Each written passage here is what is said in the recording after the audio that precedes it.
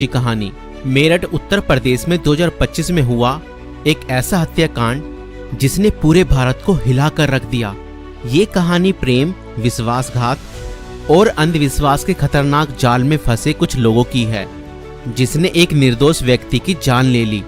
इस केस में प्रेमिका ने अपने प्रेमी के साथ मिलकर अपने पति को मौत के घाट उतार दिया और उसके शव को 15 टुकड़ों में काटकर एक ड्रम में भर दिया और उसके अंदर सीमेंट डाल दिया। मगर चलिए इस कहानी को शुरुआत से देखते हैं। 2016 में मेरठ निवासी सौरभ राजपूत की मुलाकात मुस्कान रस्तोगी से हुई। दोनों के बीच प्रेम हुआ और कुछ सालों बाद उन्होंने शादी कर ली। लेकिन यह शादी सौरभ के परिवार को पसंद नहीं आई, क्योंकि मुस्कान एक अलग जाति से थी। इसके बावजूद दोनों ने अपने रिश्ते को मजबूत बनाए रखा। सौरभ मर्चेंट नेवी में जॉब करते थे और लंदन में पोस्टेड थे। शादी के कुछ समय बाद सौरभ लंदन चले गए, जबकि मुस्कान अपनी बेटी के साथ मेरठ में रहने लगी। इस दौरान उनकी जिंदगी में एक तीसरा व्यक्ति साहिल शुक्ला आया, जो मुस्कान को पहले से ही जानता था। सौरभ के लंदन में रहने के कारण मुस्कान की नजदीकियां साहिल से बढ़ने लगी। साहिल, जो पहले से ही मुस्कान को पसंद करता था, अब खुलकर उसके साथ वक्त बिताने लगा। मुस्कान ने उसे यह यकीन दिला दिया कि वह अपने पति के साथ खुश नहीं है और वह साहिल से सच्चा प्यार करती है। साहिल शुक्ला अंधविश्वासी प्रवृत्ति का था और आत्माओं, तंत्र मंत्र जैसी चीजों में विश्वास करता था।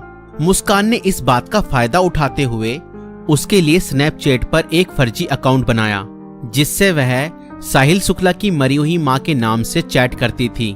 इस फर्जी अकाउंट से वह साहिल को यकीन दिलाने लगी कि उसकी मां की आत्मा मुस्कान को पसंद करती है और चाहती है कि वे दोनों साथ रहें। धीरे धीरे साहिल पूरी तरह से मुस्कान की बातों में फंस गया। मुस्कान ने उसे यह विश्वास दिलाया कि अगर वह उसके पति सौरभ को रास्ते से हटा दे तो वो दोनों एक साथ रह सकते हैं। साहिल अब पूरी तरह से मुस्कान के इशारों पर नाचने लगा था। मुस्कान और साहिल ने मिलकर सौरभ को मारने की साजिश रची। 4 मार्च 2025 को जब सौरभ लंदन से मेरठ अपनी पत्नी और बेटी से मिलने आया, तब मुस्कान ने सौरभ की फेवरेट सब्जी कोफ्तों में बेहोशी की दवाई मिलाकर खिला दी।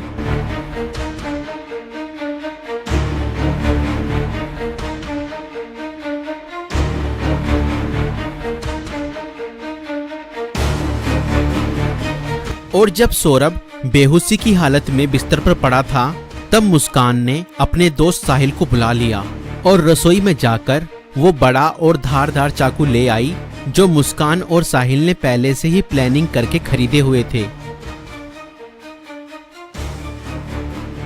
और करीब 20 मिनट तक साहिल ने मुस्कान को बताया कि कैसे उसे अपने पति का वध करना है।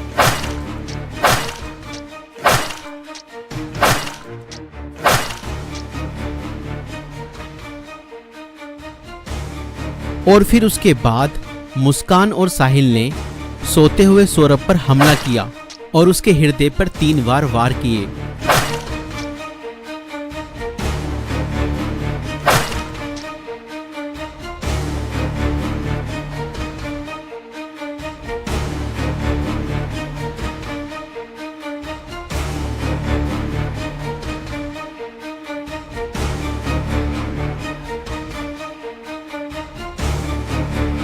और घर में पड़े कूलर को भी ऑन कर दिया ताकि उसकी आवाज किसी को भी ना सुनाई दे। जब उन्होंने सौरभ को खत्म कर दिया, उसके बाद वह उसकी बॉडी को बाथरूम में ले गए।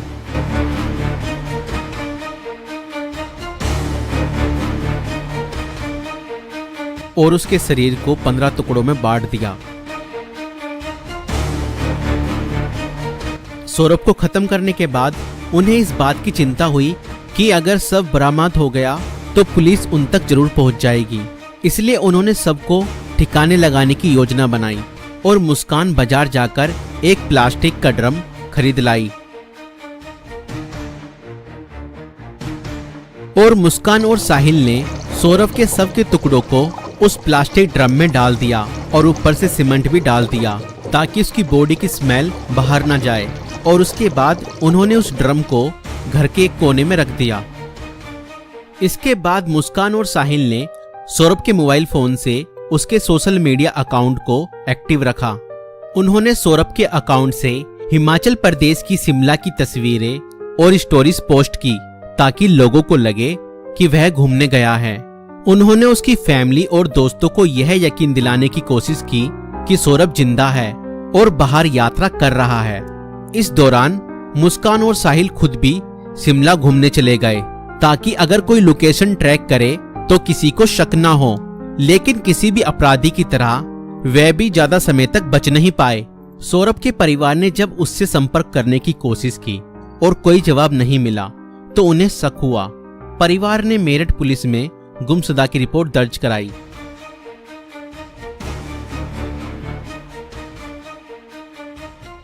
और इसी बीच मुस्कान ने अपने माता पिता को बताया कि शायद सौरभ का मर्डर हुआ है और उसके घर वालों ने ही उसका मर्डर किया है। मगर मुस्कान के पिता ने कहा, नहीं बेटा, किसी के भी घर वाले कितना ही नाराज हो जाएं तो भी ऐसा कदम अपने बेटे के लिए नहीं उठा सकते। बेटा, मुझे सच सच बताओ, सौरभ कहाँ है? मुझे सच्चाई बताओ, मैं किसी से कुछ नहीं कहूँगा। और तब मुस्कान ने अपने पिता को बताया कि उसने और साहिल ने मिलकर सौरभ को खत्म कर दिया है। और इतना सुनते ही मुस्कान के पिता ने पुलिस को सारी खबर बता दी।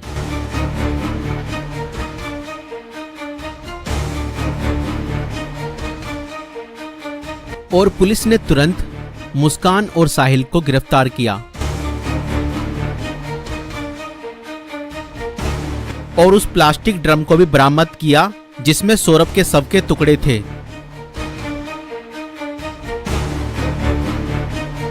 उस प्लास्टिक ड्रम को काटा गया और सौरभ के शरीर के टुकड़ों को बरामद किया गया।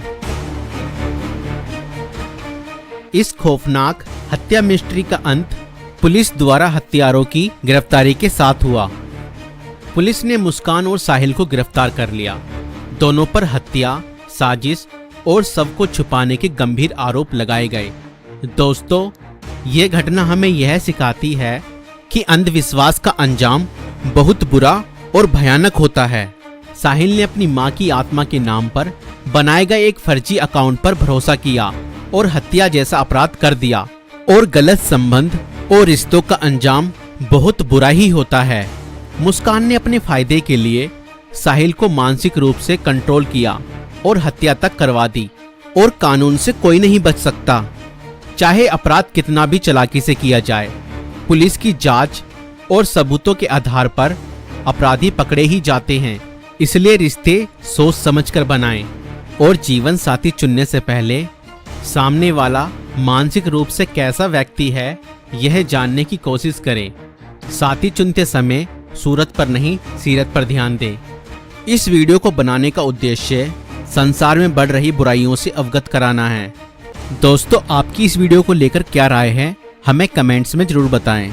और ऐसी और वीडियो देखने के लिए हमारे YouTube चैनल को सब्सक्राइब जरूर करें।